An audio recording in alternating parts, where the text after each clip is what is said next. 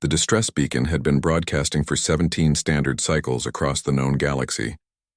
On the mining world of Kepler 438b, the Zephyrian colonists huddled in their underground shelters as the Void Hunters, mechanical predators from the dark between stars, systematically dismantled their civilization piece by piece. The Galactic Council had received the transmission. So had the Altarian Defense Force, the Centauri Peacekeepers, and every major military power within 100 light-years. All had performed the same cold calculation. The mining world held little strategic value. The colonists were only 3,000 in number, and the Void Hunters were notoriously difficult to eliminate. The math was simple. Intervention wasn't worth the cost. No one answered their call, except for 2 humans aboard the cargo freighter Persistence. Captain Alexander Chen was running supplies to the outer rim when his ship's communications array picked up the fading distress signal. His first officer, Dr. Nora Vasquez, had been cataloging xenogeological samples when the transmission crackled through their speakers. Desperate voices pleading in broken standard for anyone at all, to help them. "Sir," Nora said, her dark eyes reflecting the glow of the star charts, "that's the Kepler system. The signal's been broadcasting for over 2 weeks." Alexander studied the navigation display, his weathered hands gripping the console. The freighter's modest cargo hold contained medical supplies bound for Proxima Station. Nothing that couldn't be delayed. Why hasn't anyone responded? Nora pulled up the tactical reports. Void Hunters. Estimated force of 20 units, maybe more. The Council classified it as the acceptable loss scenario. The bridge fell silent except for the hum of life support systems. Alexander had served in the human colonial navy before becoming a freight captain. He'd seen what Void Hunters could do. Their adaptive nanotechnology could strip a planet bare in weeks, converting organic matter into more of their kind. But he'd also seen what humans could do when pushed to their limits. "Chart a course for Kepler 438b, Alexander ordered. "Sir, we're not equipped for combat. We're a freight hauler with basic defensive systems." Alexander's smile held no warmth. "Nora, remind me, what did the galactic community call Earth when humanity first joined the Council?" She paused, understanding dawning in her expression. "A death world. And what did they call us?" "Deathworlders." Time to remind everyone why. The Persistence dropped out of hyperspace at the edge of the Kepler system 18 hours later. The mining world hung like a wounded animal in the void, its surface scarred by the geometric patterns of Void Hunter excavation. 23 mechanical harvesters, each the size of a city block, methodically consumed the planet's crust. Alexander opened a channel to the Zephyrian survivors. "This is Captain Chen of the Earth vessel Persistence. We're here to help." The response came immediately, a mixture of gratitude and terror. "Human vessel, please understand, the Hunters have adaptive shielding. Our weapons were useless. You must flee before they detect you." "Too late for that," Nora reported. 3 Hunters breaking off from the main group heading our way." Alexander studied the approaching enemies through the view screen. Each Void Hunter was a masterwork of predatory evolution, sleek, angular, covered in self-repairing armor that could adapt to any weapon signature after first contact.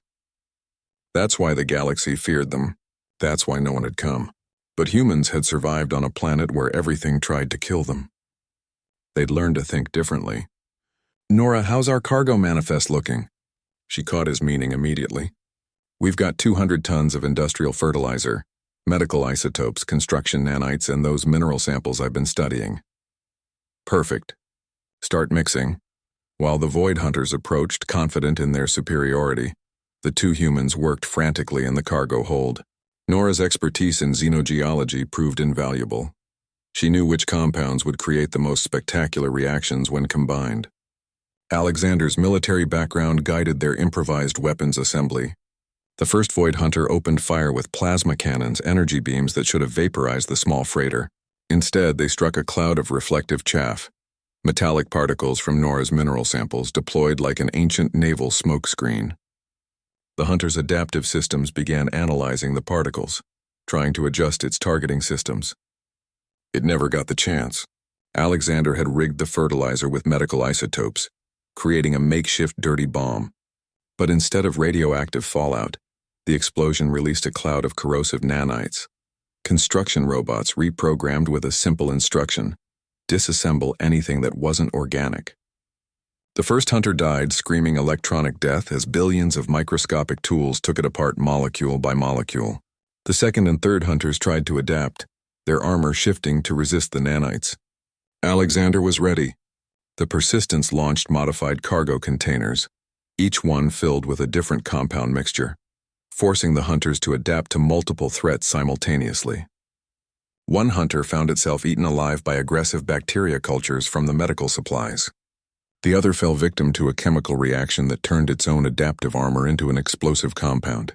Within 30 minutes, 3 void hunters were reduced to floating scrap metal. The remaining 20 hunters abandoned their methodical harvesting and converged on the Persistence. Alexander and Nora worked through the night, turning their modest freighter into a flying weapon of mass improvisation. Every supply became ammunition, every system became a trap. They lured the hunters into the planet's atmosphere, where Nora had seeded the clouds with reactive compounds. They used the mining world's own industrial facilities against their attackers, turning refineries into bombs and excavation equipment into kinetic weapons. But what truly broke the Void Hunters wasn't superior technology or firepower. It was human stubbornness. Every time they adapted to one threat, the humans invented 3 more. Every strategic advantage they gained, the Deathworlders turned into a liability. Alexander and Nora didn't fight like civilized galactic species, with honor and predetermined tactics. They fought like survivors from a world where everything was hostile, where adaptation meant death, where victory belonged to whoever could be the most creatively destructive. When the last Void Hunter fell, its wreckage joining the debris field orbiting Kepler 438b, the galaxy took notice. The Zephyrian colonists emerged from their shelters to find their world scarred but free.